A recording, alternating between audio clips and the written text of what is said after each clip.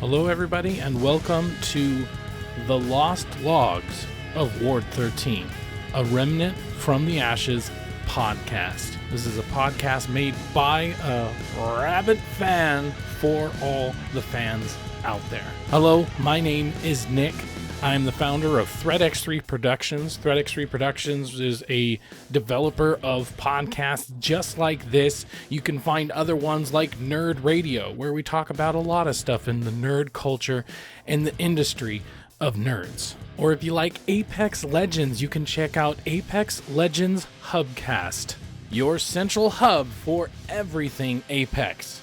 If you would like to follow us, please go to Ward 13 Logs on Twitter. That's at Ward 13 Logs on Twitter. You can also follow us on Discord. I'll make sure that that's pinned to the top, as well as all the places you can find this podcast. And if you'd like to see us playing the game along with the podcast, make sure to go to ThreadX3 Productions on YouTube.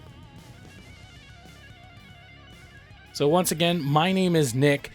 I am in love with Remnant from the Ashes. It was a really big surprise for me, and usually when I love something, I just have to talk about it. And so that's kind of why I'm making this podcast.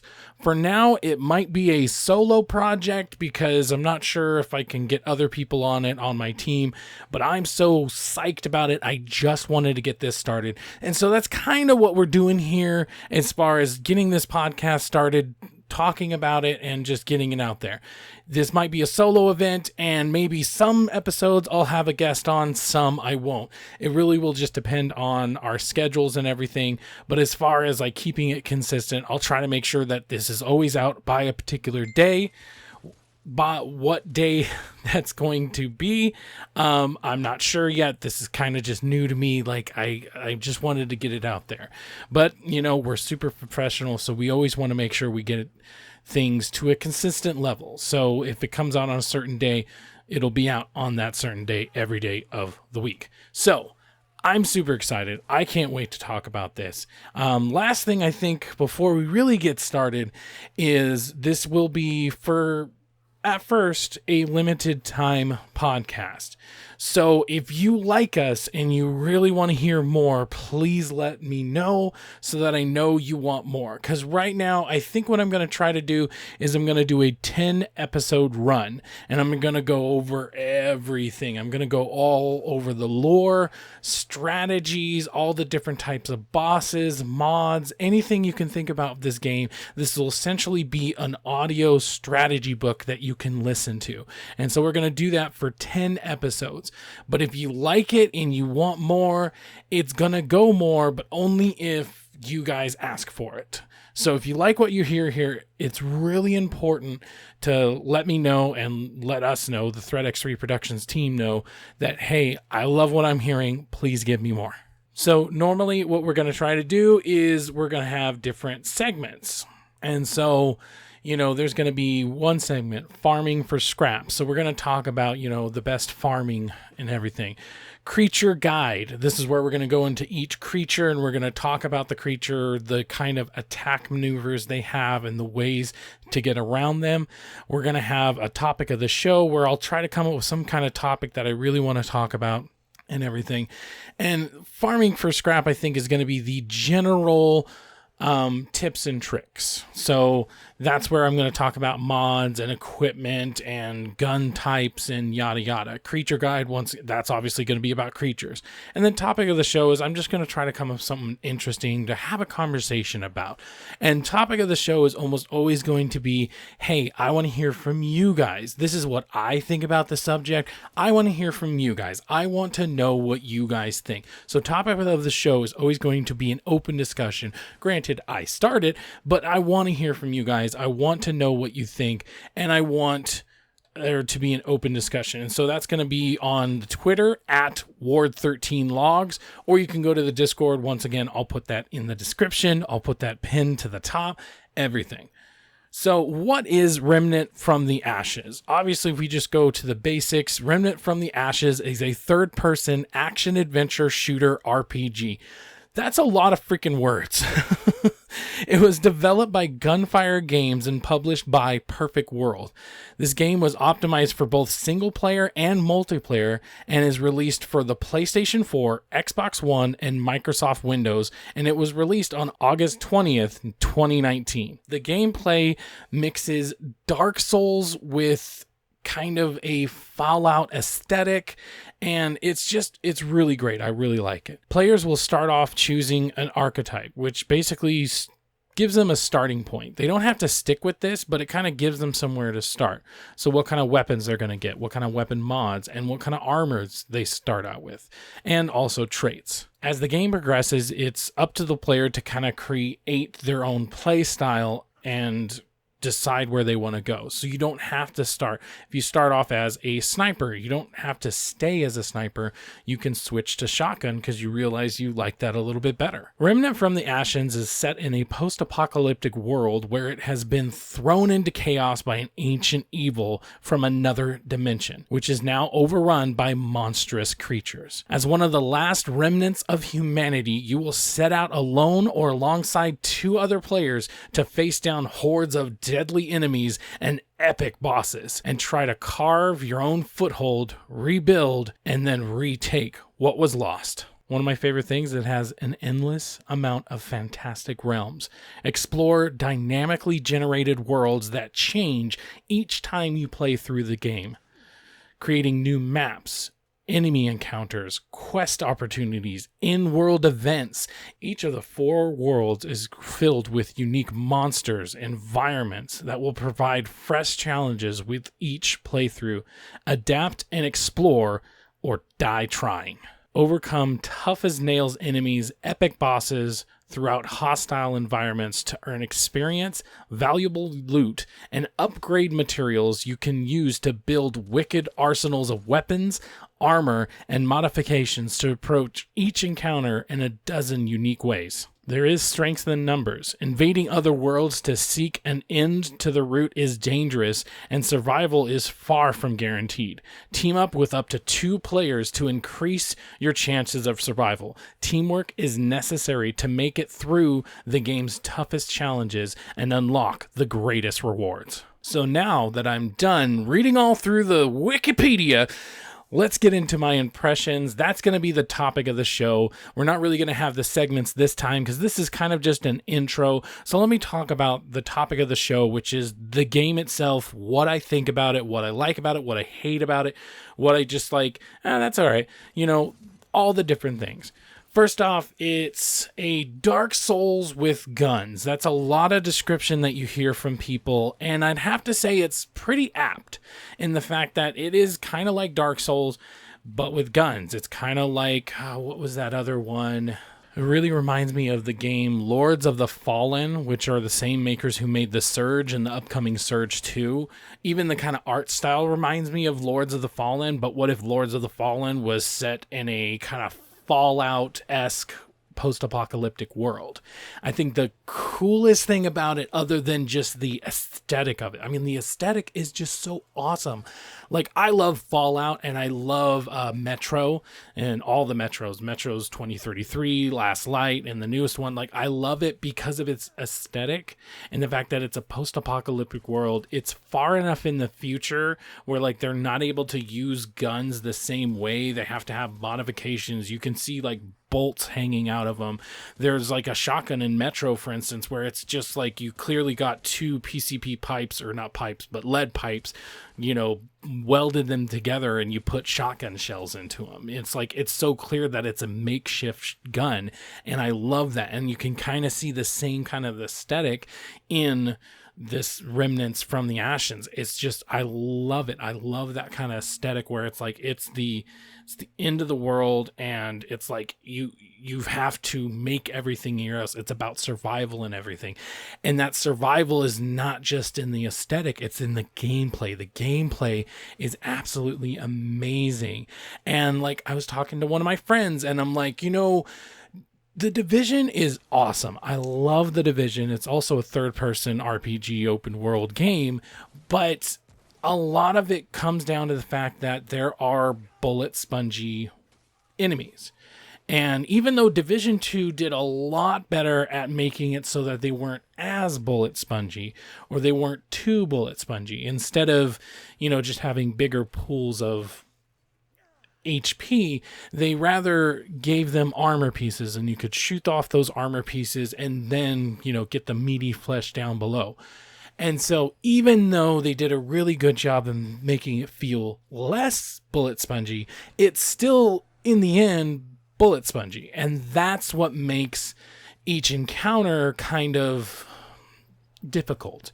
It's not necessarily, obviously it has something to do with the environment and how many enemies it throws at you and what kind of enemies it throws at you, but in the end, you pump enough bullets into one enemy and they go down, and they'll take cover and they'll try to use strategies, but that's about it. What I love about Remnant is just the way it feels. The closest it feels to Dark Souls is that, just like a Dark Souls game or a Soul-esque game is what they're calling it, the reason it feels like that is because in most of those games, you have to take every encounter by itself. You can't really rush into it. You have to use your head, because even little minions can still whoop your ass if you just try to go at them without thinking about it.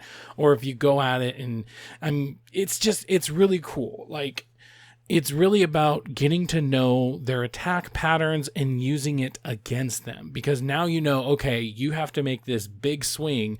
When you make that big swing, you expose yourself when I do this. So it's just that kind of gameplay where, instead of just boom, boom, boom, boom, boom, boom, boom, boom, boom, boom, boom, reload, boom, boom, boom, boom, boom, boom, boom, boom, boom, boom, reload, boom, boom, boom, special attack, boom, boom. It's so much more, because it's dodging, it's dodge, dip, dive, dodge. It's so awesome, and I love it. I love it. I absolutely love it. And it makes you think.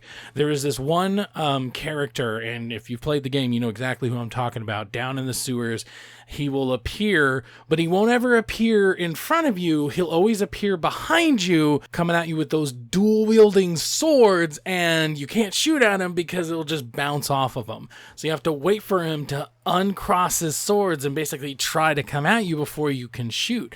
And for the longest time, I just died over and over and over and over and over and over.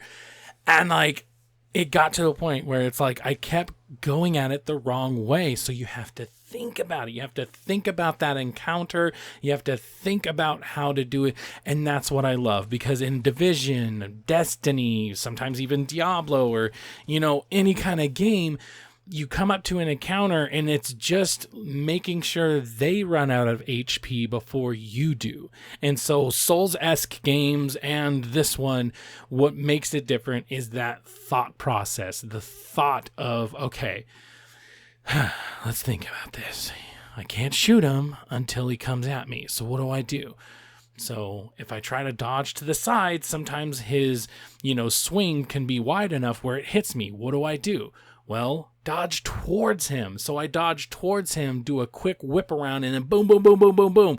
And then he tries to come at me again. But then it's that like 3 or 4 hit combo where he just swing, swing, swing, swing. That one threw me off a bunch of times.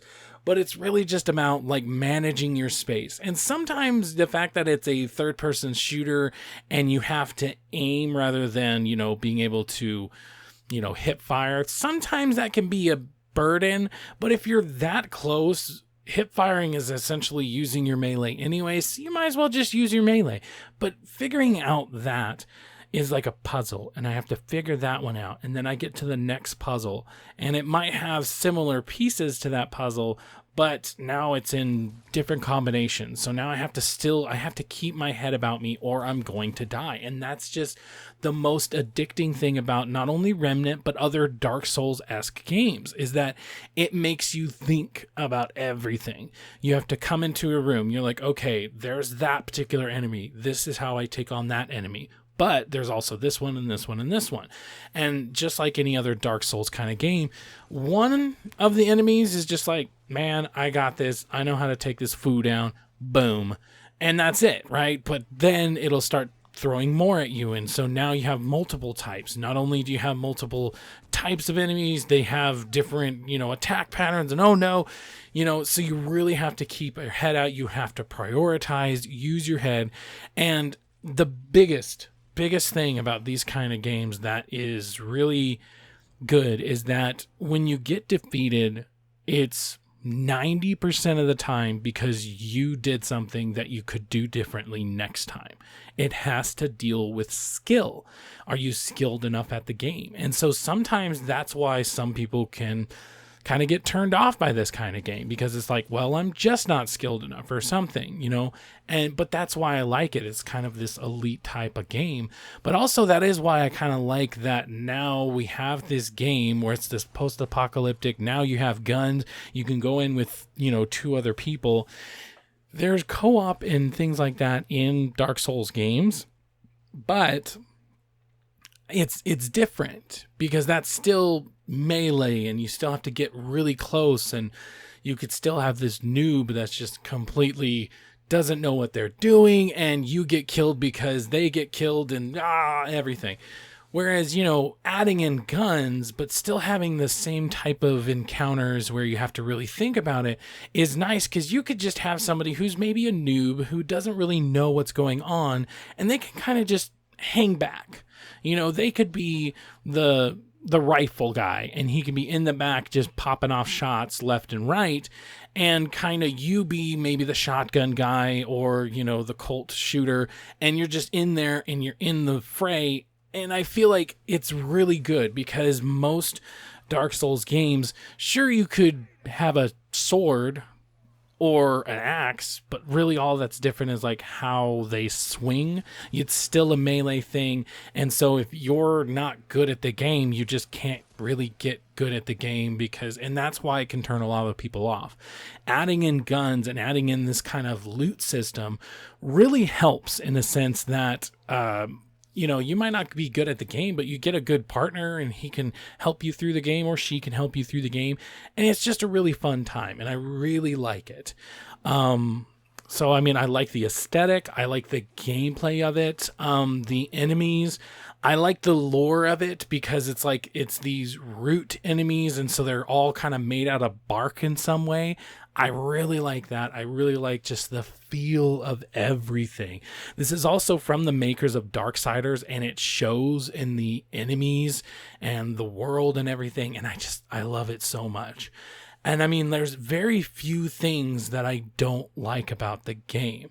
In fact, one of the only things I don't really like about the game is kind of a nitpicky thing. See what I did there? Nitpicky.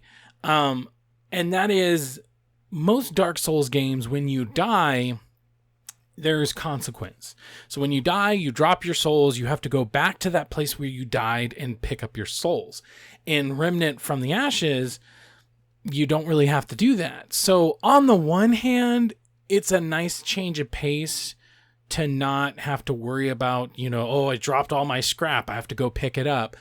But on the other hand, having absolutely no consequence can also lead to death loops where you just keep going into a situation over and over again, like with the dual wielder. And it's just it throws you into a thing where, okay, it can get frustrating. It can get real frustrating. Like one of my very first bosses, which bosses are randomized. Oh, randomization! Speaking of random, squirrel! Anyways, but the randomization is another thing because everything is random. Not just the gun you can get or the armor stuff, but the boss encounters, they can have different attacks, or they can have different variants to them. And so that's really cool. But then the actual environment, you can re-roll it.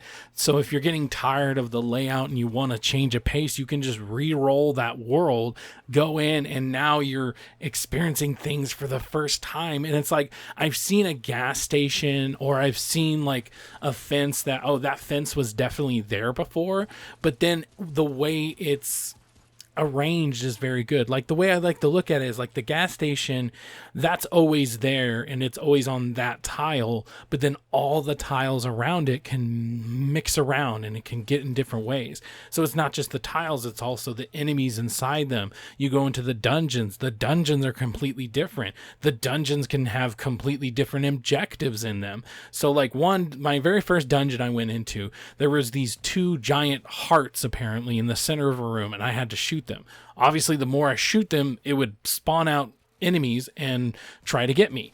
And so the first one was super easy. The second one took me a couple of times before I was actually able to do it. And then the second one, I destroyed this relic and this boss came out and just whooped my ass in 2 seconds. And I'm like, oh, okay. Let's see what that reroll feature does.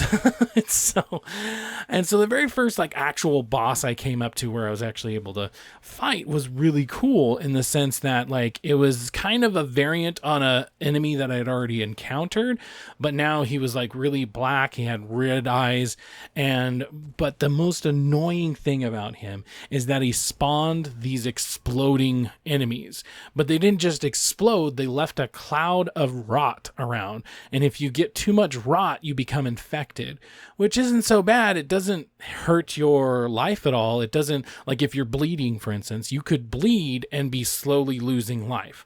But when you rot, it's not that bad, other than the fact that you will stop dead in your tracks to start coughing. So you just...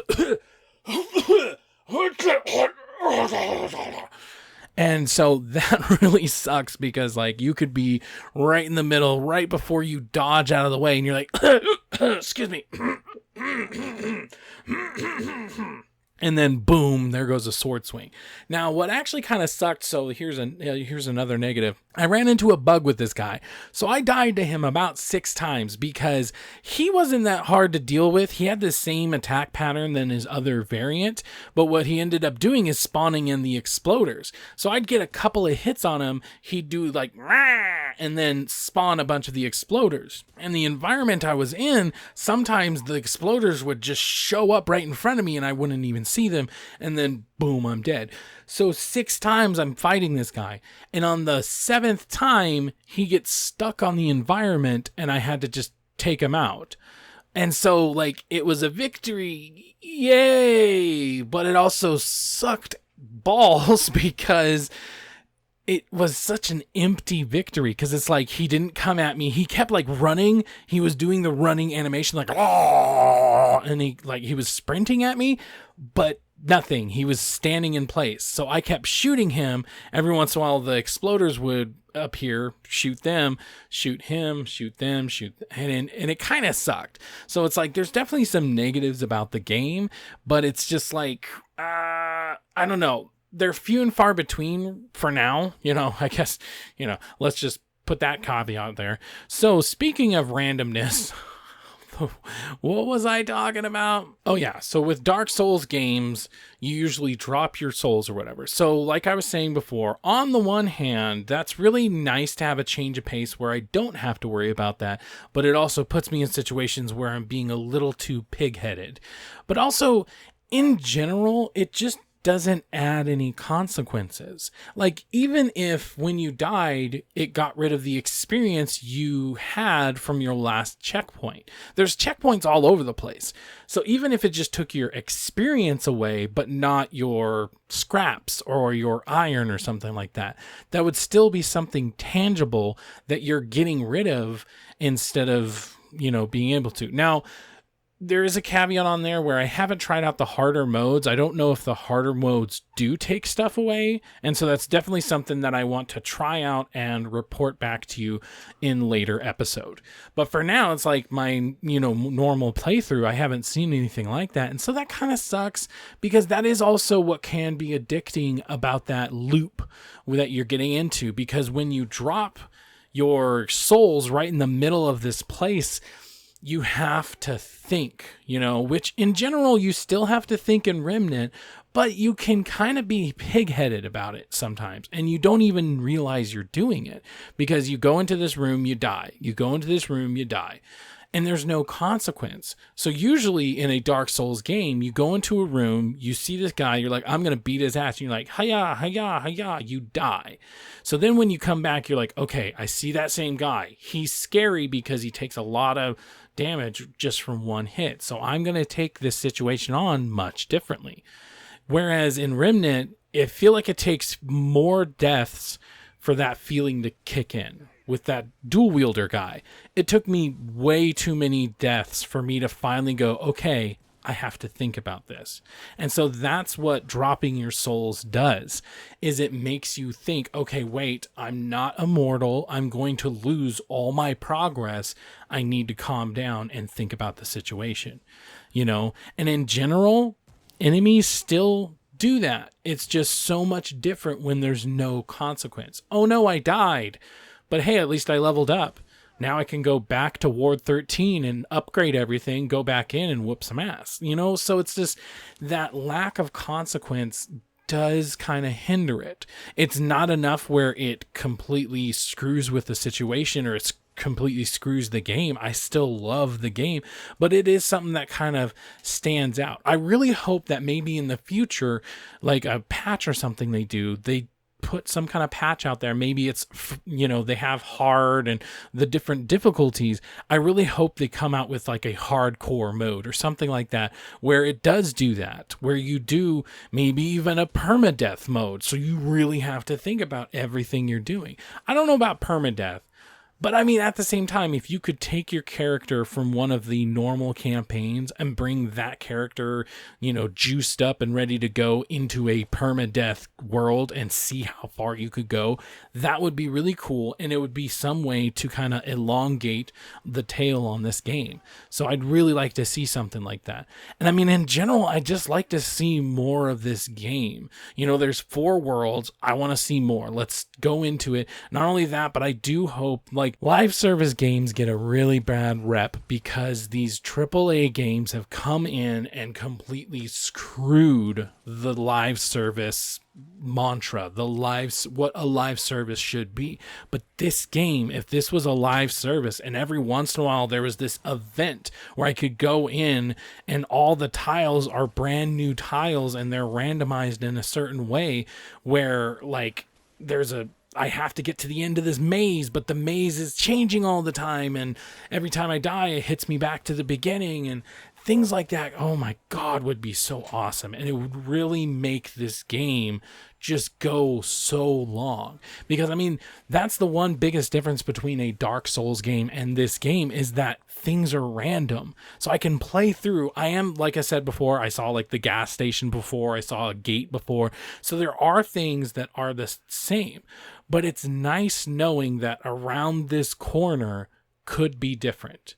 Now, I might get to that corner and recognize what's there, but then the enemies could still be different, and it could really throw something. And I don't want to necessarily compare it to Left 4 Dead, because Left 4 Dead has the in-game director, and that's different from what's here, but it's just as good as far as replayability, being able to go into a new area, even though I might know I've witnessed every single tile, and I know exactly where the doors are. I know exactly where the curve is, everything.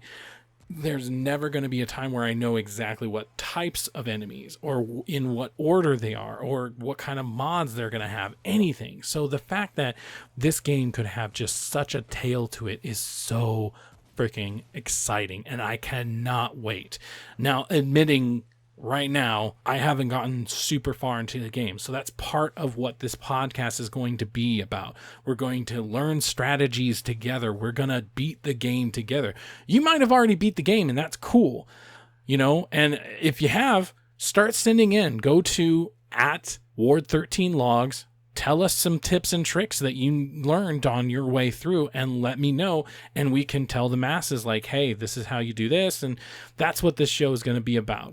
I'm not I'm not a professional in the sense of I have a big company and the makers of Remnants, from the ashes, they're paying me to do this podcast. This is a fan podcast that I'm making. So I'm just a regular guy, and so I can make mistakes. I can be fallible, I guess. My point is that don't expect me to know everything. Don't expect me. I'm going to learn everything, and I'm going to share that thoughts and the theories and everything. I'm going to share everything with you, but don't expect me to just know everything right off the bat. You know what I mean? So, that's going to do it for the first episode. I want to hear from you. What do you think about the game? What do you think about the world? What's your favorite part about it? What's your least favorite part about it? That's the whole point of the topic of the show. Get us talking.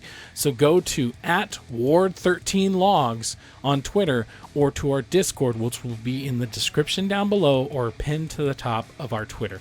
Let's get talking about this game. Let's get strategizing. And most importantly, if you want to play it with me, you can. I'm playing on the PlayStation 4, so, sorry for everybody else. But I'm super excited for this game. Can't wait. We got 9 more episodes to go. So let's make them really good. And I can't wait to hear from you guys. I'll see you next time on The Lost Logs of Ward 13.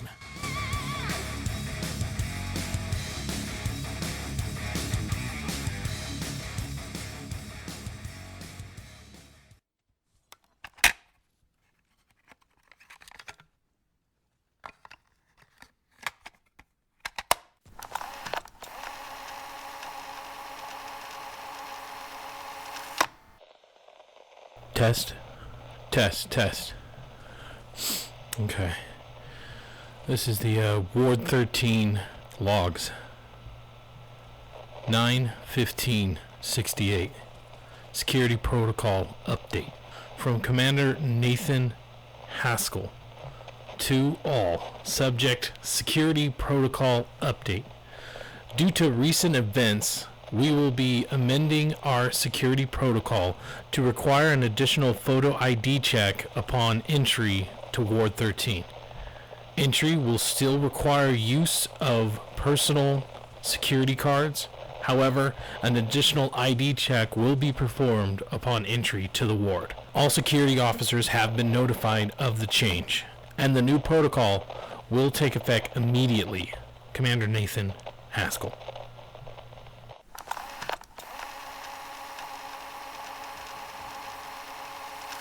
Casa. Eureka! It's taken us months, but we have finally reconnected a dreamer to the Gabriel's world. Subject 24191 is online. The new bonded entity is vastly different from the previous ones. Visual recordings are dim, but audio is greatly enhanced, so much so that our equipment cannot accurately record all of it. The new Guardian is belligerent towards the inhabitants. Malicious, even. I suspect it shares memories with the previous Guardian, consciously or not. It knows what the Fuzzies did and treats them accordingly. Fascinating.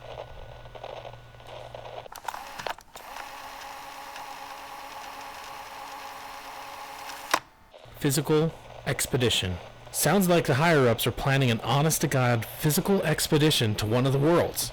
Commander Neville has requested all operation managers to submit our recommendations. Given the things that we've seen since bringing Casa online, the Guardian, the root creatures, the massacres, I think it's obvious what our stance has to be.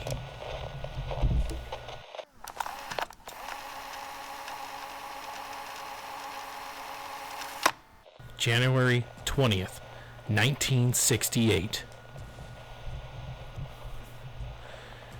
Casa's equipment is going bonkers. It keeps resetting itself to a specific set of parameters. Not just the dreaming harness, but the recording equipment, diagnostics, and even the life support. The effect seems to be coming from Casa herself. But none of us understand how that's even possible. Per procedure, we've tried to sedate and reboot Casa, but that has proven impossible. The system ignores our commands for sedation. Reg tried physically administering the drugs, of course, but the system automatically applied a reversal agent. I'm concerned if we try to overpower the system, we will end up killing the dreamer. On the other hand, that may be our only option if this feedback loop doesn't resolve itself. We'll continue our observation for now, but after what happened with Gabriel and Clementine, I'm worried.